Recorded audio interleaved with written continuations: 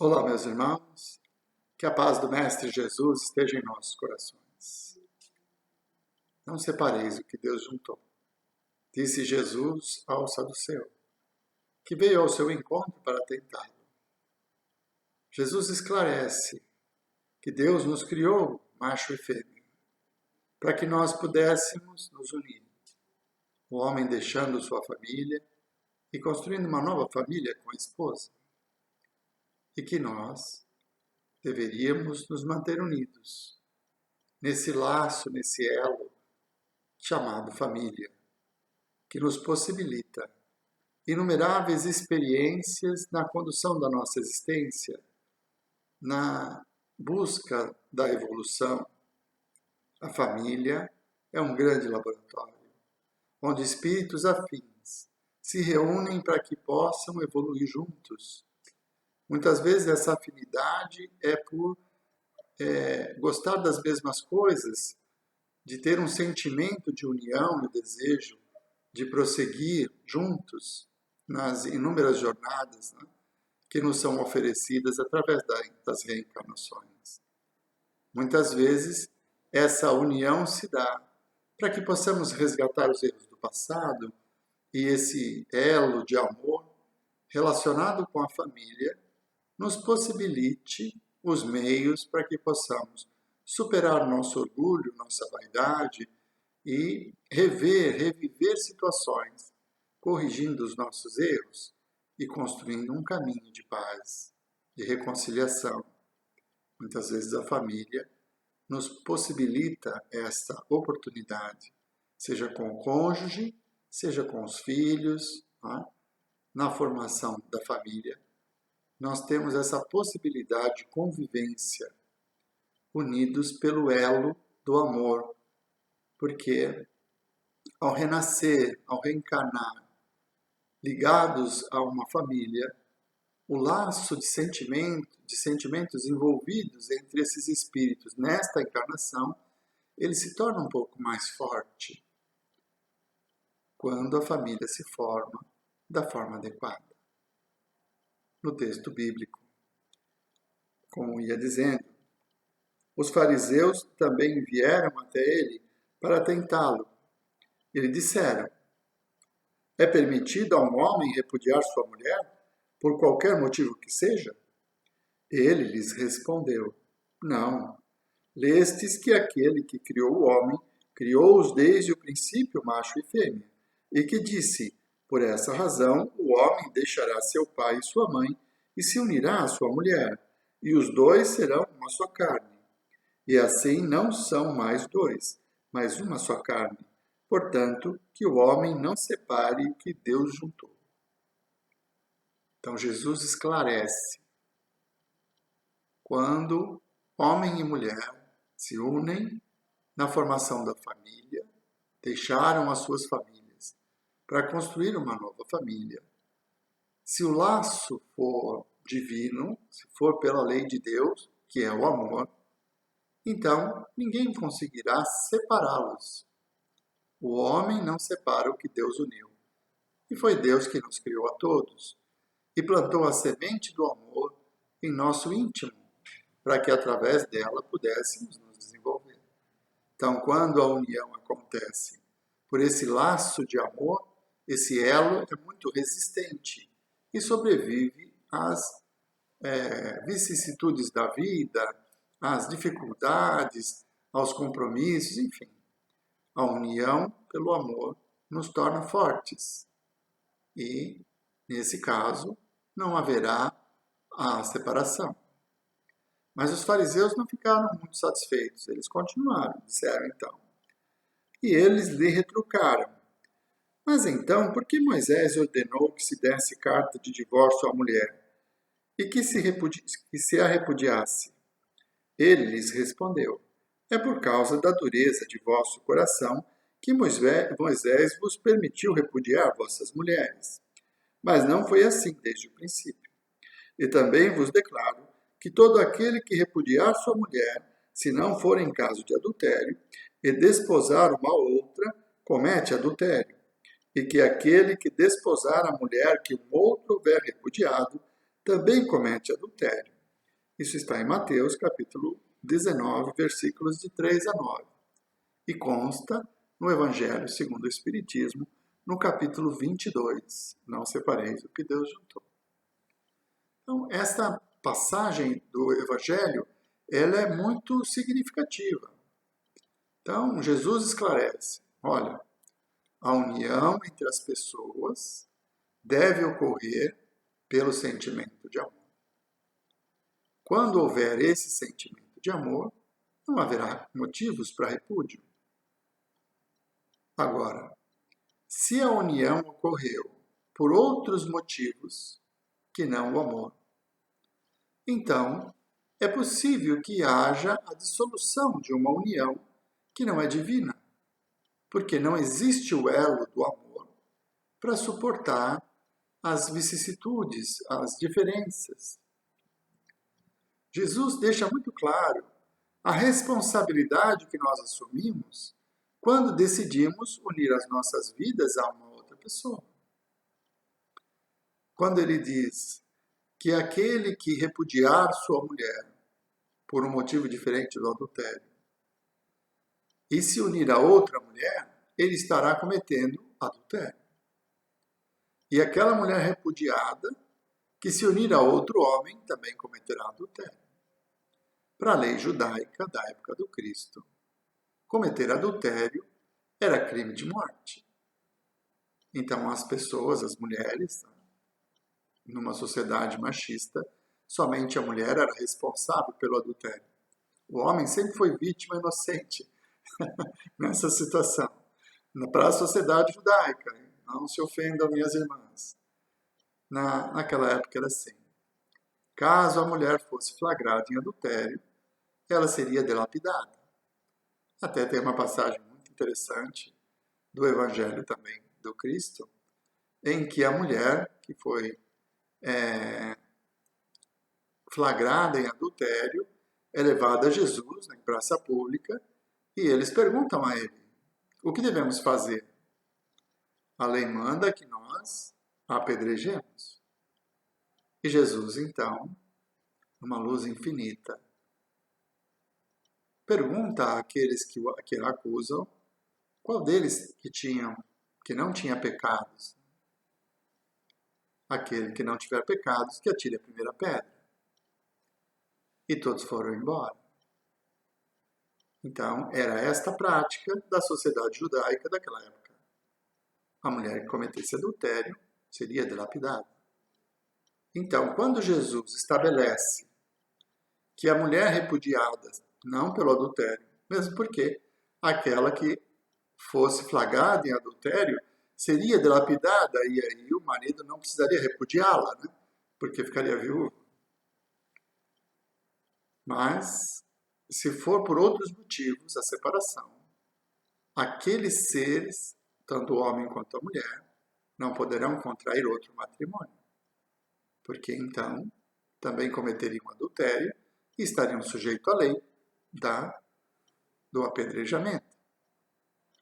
Isso mostra a importância que Jesus dá e a responsabilidade que ele coloca sobre nós quando escolhemos nos unir com a pessoa com quem nós decidimos compartilhar a nossa vida. Que nós façamos uma boa escolha. Que o motivo que nos leva à união com outro ser seja o amor, esse elo divino. Porque quando houver o amor, o homem não vai conseguir separar. Por isso, não separe o homem o que Deus juntou. Como Deus nos juntou? Pelo sentimento que Ele colocou dentro de nós. E essa responsabilidade na construção da família que Jesus traz é para que nós consideremos a importância deste ato. Para quando nós decidirmos compartilhar a nossa vida com alguém, que seja pelo motivo certo. Que as uniões não sejam fúteis. Na sociedade humana, o casamento, ele pode ser dissolvido. Até pouco tempo, 100, 150 anos atrás, na religião cristã, principalmente na católica, era proibida a separação. Só a morte separa. Essa é a promessa, o compromisso assumido no altar. Tá? Por quê? Porque o que Deus uniu, o homem não separe. Como o ritual do casamento católico é um símbolo da união abençoada por Deus, era inaceitável que pessoas que casassem na igreja se separassem. E, consequentemente, não poderiam se casar novamente. Isso gerou uma série de uniões e de muito sofrimento. Por quê? Porque as pessoas se unem pelo motivo errado. Se unem pela beleza, pela vaidade, pela riqueza. E quando esses motivos são os principais na união, não existe o elo principal, que é o amor. Então se rompe. Isso provoca inúmeros sofrimentos de relacionamento, e a pessoa católica, apostólica, romana, na sociedade que vive de muitas aparências, né? Nosso tempo mudou. Né? Houve uma certa banalização do cerimonial, né? Do casamento. Nós tivemos casamento de famosos que durou só a festa. Né? Terminou a festa, terminou também o casamento. Mas isso mudou um pouco na nossa sociedade. Por quê? Porque os costumes, usos e costumes, acabaram enfraquecendo essa obrigatoriedade. O que não deixa de ser bom, porque muitas uniões realizadas por interesse, sem que houvesse o sentimento verdadeiro de amor, levaram a sofrimentos, levaram a traições, a agressões, sejam físicas ou morais, de relacionamentos longivos, né, 30, 40 anos, de sofrimento, porque não havia o sentimento mais importante entre aqueles dois seres, o que torna a tolerância nula e a convivência insuportável. Então, muitas pessoas conviveram infelizes por toda a encarnação devido à união com a pessoa errada. E às vezes acontece da pessoa certa cruzar o caminho daquela pessoa. E aí o adultério.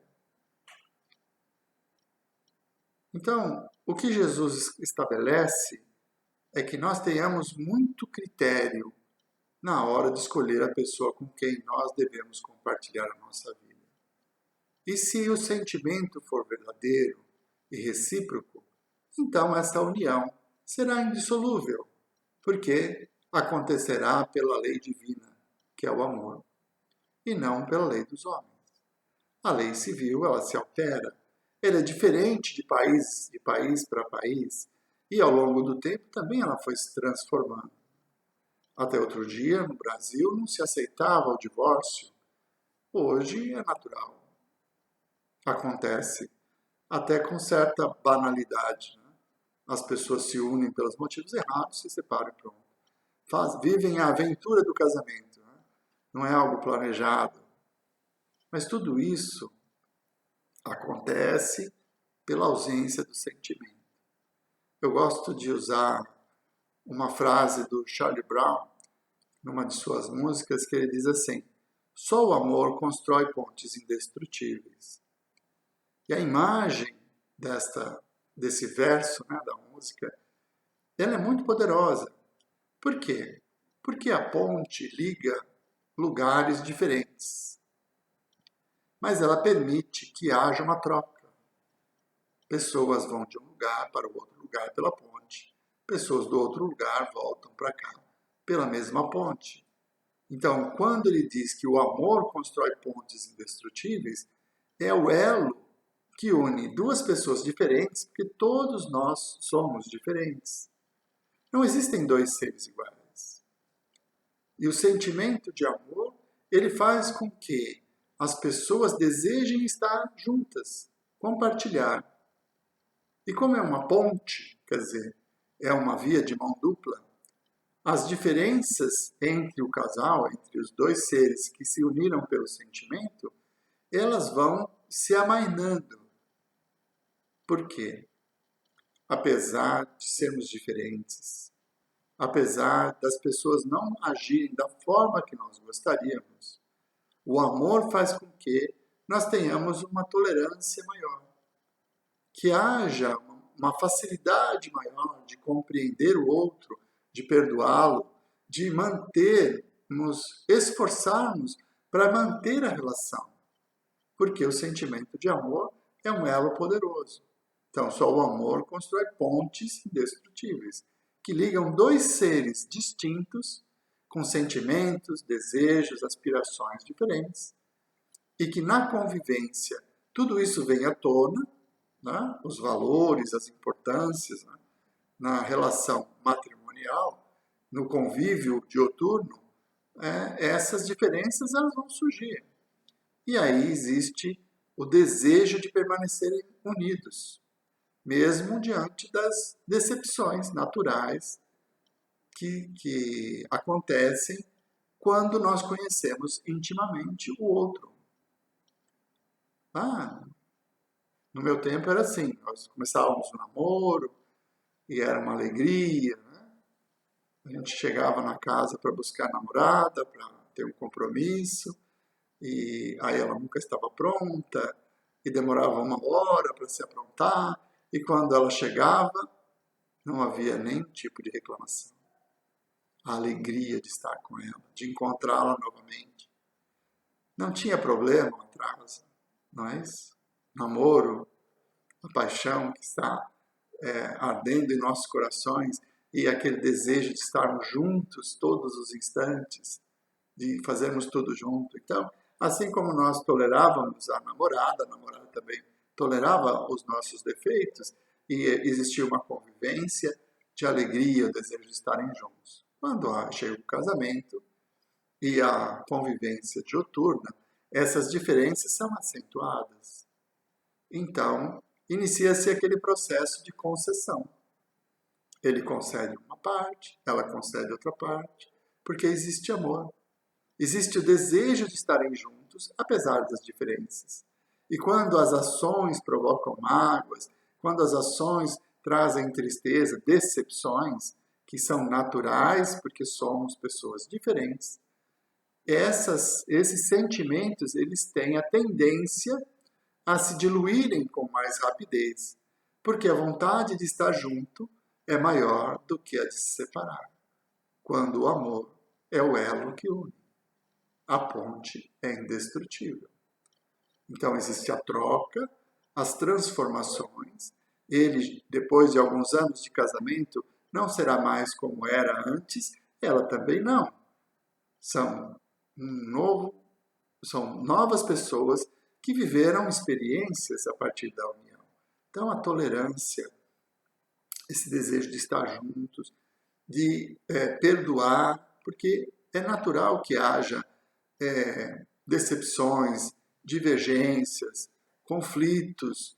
Isso é natural, porque somos diferentes. Se nós fôssemos todos iguaizinhos, pensássemos iguais, desejássemos as mesmas coisas, não viveríamos nenhum tipo de conflito. Mas como nós somos diferentes, então é natural que haja o conflito. Por isso, quando existe amor, o amor supera o conflito. O desejo de estar junto é maior do que a mágoa ou a tristeza que a divergência ou o conflito provocou. O tempo ajuda e as pessoas se reconciliam, porque desejam estar juntas. Escolheram dividir a vida. Esse é o caminho. É isso que Jesus estabelece como indissolúvel.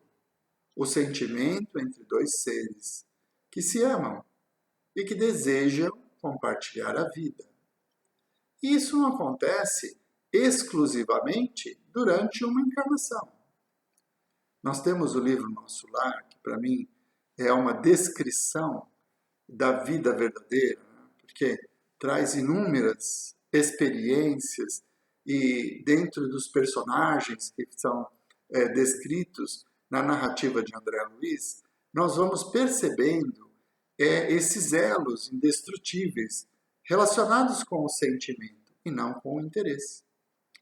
Então nós vemos os pais de Lísias, por exemplo. Os pais de Lísias é o enfermeiro que cuida do André Luiz quando ele é resgatado do umbral. A amizade deles se estreita, eles têm alguns laços, têm afinidades, e André Luiz começa a frequentar a casa de Lísias. E ali ele encontra a mãe de Lísias, que já no final do livro, ela vai se preparando para reencarnar, porque o pai de Lísias já tinha retornado à carne e a esperava para que eles pudessem continuar o seu amor. Então, olha que interessante. O pai do Lísias desencarna primeiro, vai para a colônia Nosso Lar, pelos seus bônus horas, pelo seu trabalho, sua dedicação, ele consegue construir uma casa. Quando a mãe de Lísias desencarna, ela vai morar com ele, vai continuar esse amor, eles convivem na colônia, aprendem juntos, trabalham juntos, acolhem os filhos, né, como Lísias, e ele retorna à Terra já com o compromisso, o planejamento de estarem juntos novamente. Então nós percebemos que aquela história do compromisso assumido no altar até que a morte vos separe é relativo, porque a morte não existe.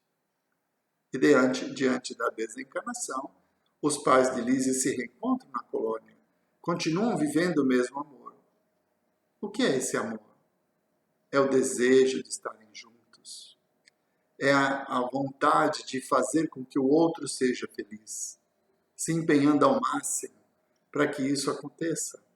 Então nós vemos essa situação descrita no livro Nosso Lar e que vem mostrar que as uniões, pelo sentimento verdadeiro, pelo amor, elas transcendem a matéria, porque os espíritos já se conheciam antes de reencarnar, planejaram um reencontro, viveram uma experiência na Terra, desencarnaram, continuaram essa experiência unidos e planejam voltar para que juntos possam encontrar o caminho da perfeição.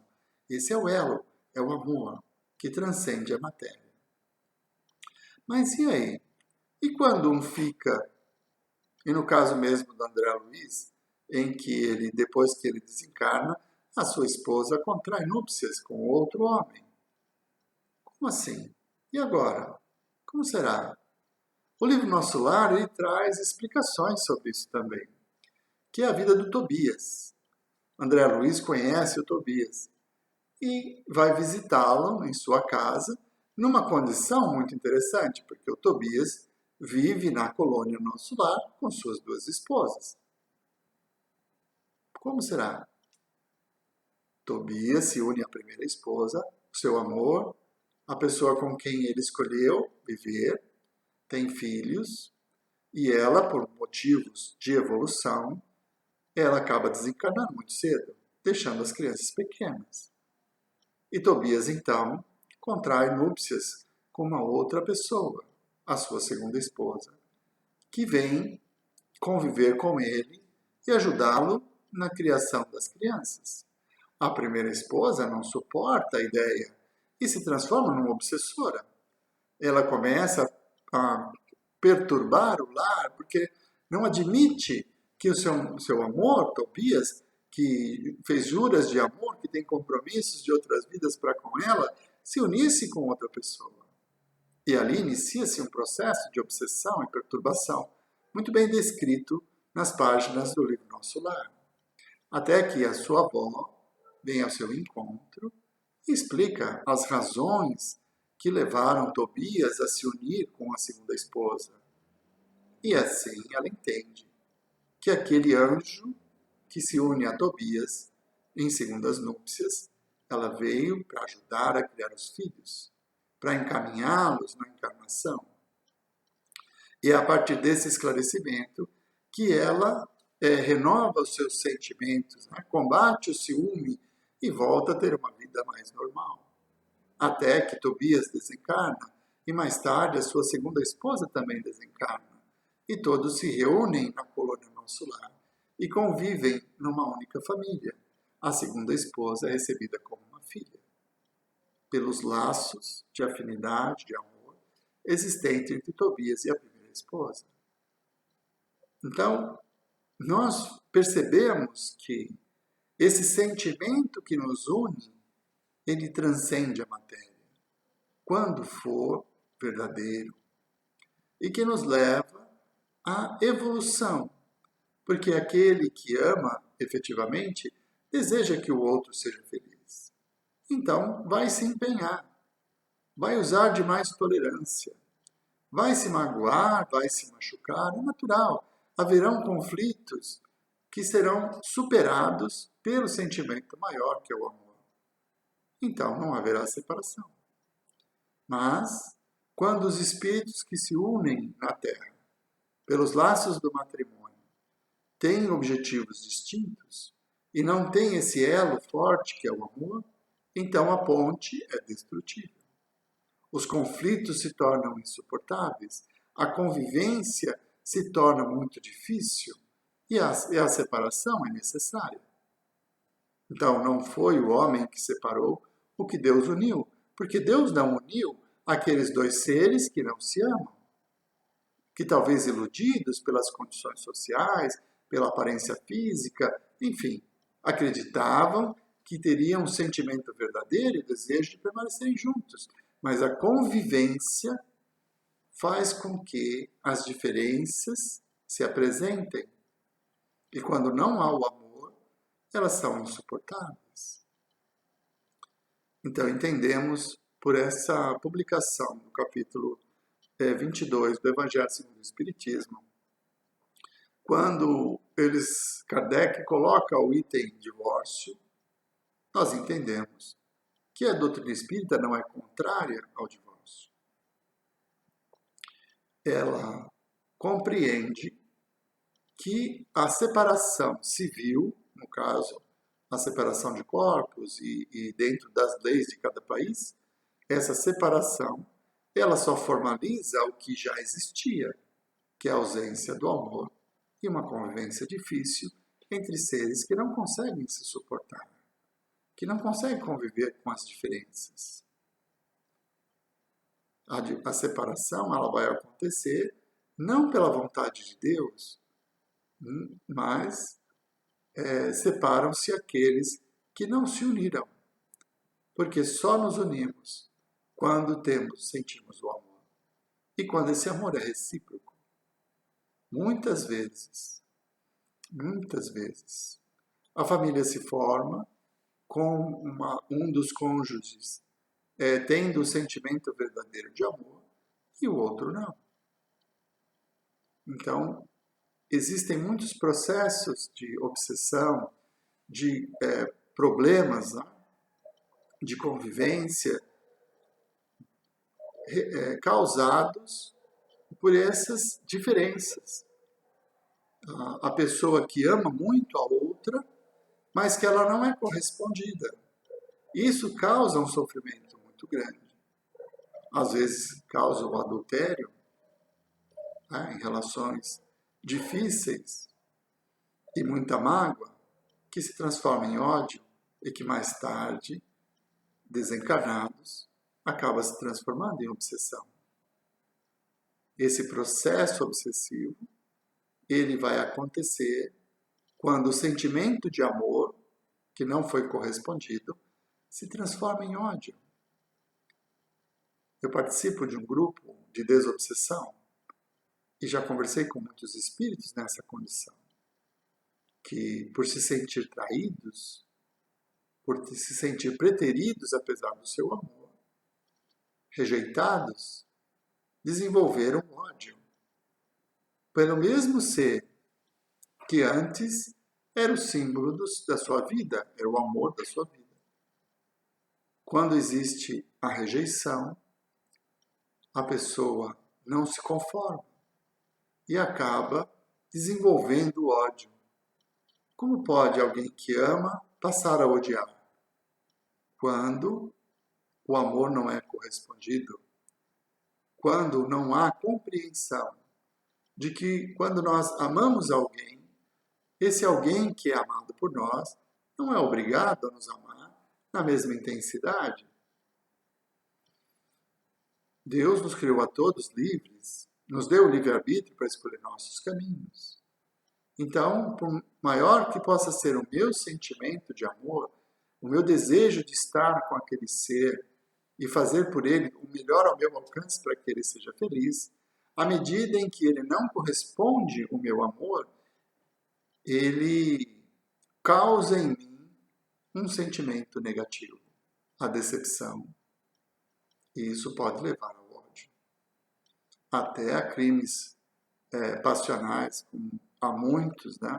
Infelizmente, no mundo, na nossa sociedade, a pessoa que é rejeitada se sentiu preterida, então não suporta a ideia do ser amado estar com outra pessoa, buscando a felicidade, e acaba assassinando. Quantos e quantos casos não encheram as páginas dos jornais nesse sentido? Por quê? Porque nós ainda não aprendemos a amar. Eu assisti outro dia uma palestra feita pelo Edgar e o Maurício Moura, e eles estavam falando sobre os sentimentos. Né? E o Edgar encerra a palestra dizendo que nós seremos infelizes enquanto não aprendermos que nós não nascemos para sermos amados, que o caminho que nos leva à felicidade é o aprender a amar. Enquanto nós desejarmos ser amados, nós ainda vamos sofrer. Esse é um conceito muito interessante trazido pelo Edgar e nos faz refletir. Quando nós nos unimos a alguém e desejamos formar uma família, compartilhar todos os nossos momentos, o nosso patrimônio, enfim, compartilhar a nossa vida. E Deus, na sua sabedoria, nos oferece a oportunidade dos filhos em que espíritos reencarnantes são colocados sob a nossa responsabilidade e mais uma dose de amor, no acolhimento daqueles seres que nos cabe educar e conduzir. É a família. Ali está o laboratório evolutivo em que espíritos diferentes se encontram para aprenderem a conviver. Quando nós aprendermos a amar, a oferecer apenas, sem esperar nada em troca, as relações serão pacíficas. Nós conseguiremos conviver com as diferenças com maior naturalidade. Porque nós ainda amamos aqueles que nos amam também. Temos dificuldade de amar aqueles que já não nos amam mais. Muito tempo atrás, o Adenauer Novaes, ele é psicólogo, engenheiro, lá de Salvador, esteve na região e foi fazer palestra em Agudos. E ele nos brinda, né, falando do sentimento, com um exemplo muito interessante. Né? Ele pergunta para o casal que está sentado à nossa frente, bem à frente, nas primeiras fileiras, era um casal de meia idade. Vocês são casados? E ele responde que sim. E você ama a sua esposa? Ele, de todo o meu coração. Aí ele pergunta, e se ela fugir com seu melhor amigo? Você vai continuar amando? Será que nós conseguiríamos continuar amando a nossa esposa? Aquela pessoa que nós escolhemos para compartilhar nossa vida e que fizemos tudo ao nosso alcance para tornar a vida dela mais feliz? Será que nós continuaremos amando o nosso melhor amigo? Porque o melhor amigo é aquela pessoa com quem nós compartilhamos a vida também.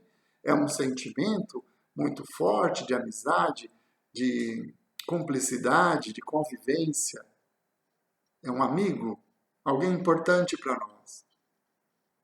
Mas a vida fez com que a nossa esposa e o nosso amigo tivessem um sentimento um para com o outro. E eles decidiram viver a sua vida, nos preterindo. Que situação! Então, quando nós aprendemos a amar, nós não vamos ficar com orgulho ferido porque nossa esposa nos trocou pelo nosso melhor amigo. Nós vamos nos lembrar da lição do Cristo e dizer: o que Deus uniu, o homem não separa. Se houvesse o amor verdadeiro entre os dois, não haveria interferência do amigo, não haveria possibilidade de mudança. Mas se houve, é porque não existia o elo do amor mútuo.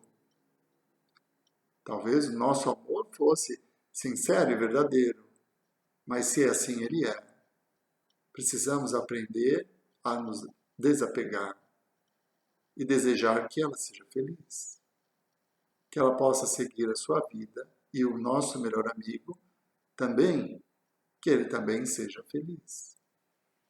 E nós compreendamos que o fato de amá-los, amar o nosso amigo e a nossa esposa, não os obriga a nos amar também.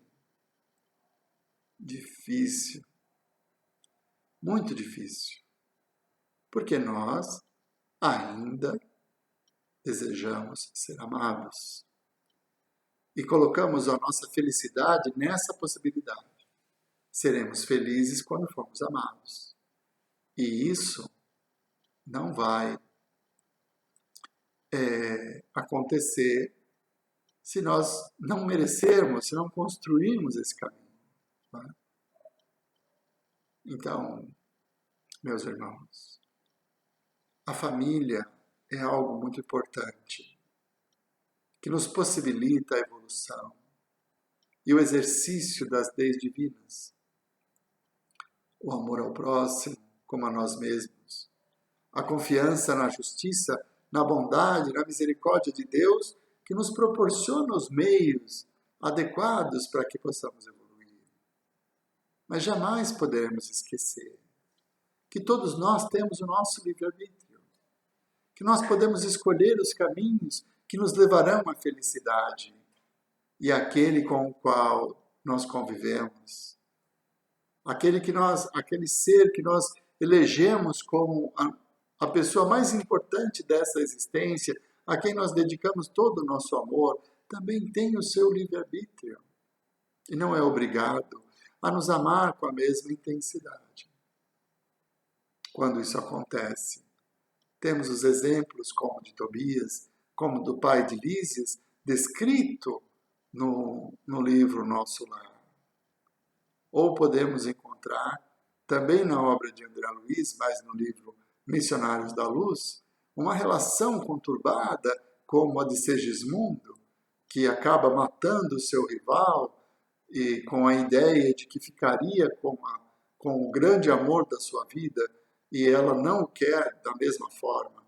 Mesmo tendo o seu rival morto, ela não quer ficar com Segismundo e acaba se desviando na vida, encontrando dor e sofrimento. Ao desencarnar, ele se transforma num espírito endurecido, com dificuldades de compreensão do que é ser feliz, e por ter se suicidado, passa momentos de muito sofrimento. Bem mais tarde, o casal que se amava retorna. Começa uma nova existência, se reencontram. E Segismundo não se conforma com isso, por isso se transforma no obsessor daquele casal. Que amor é esse? Um amor estranho que deseja o mal da pessoa amada. Muito estranho. Mas muitos dos casos de obsessão acontecem dessa forma. Porque o nosso orgulho não consegue aceitar que a pessoa que amamos não nos ama também.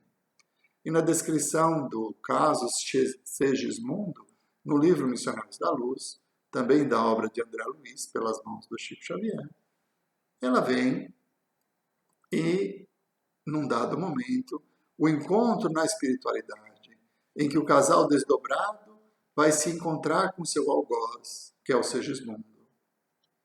E ali, sob a orientação dos mentores e por uma transformação íntima do próprio Segismundo, ele é aceito como filho.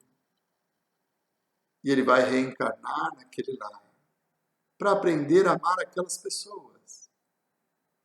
O que será seu pai foi morto por ele numa encarnação anterior e tem que aprender a perdoá-lo.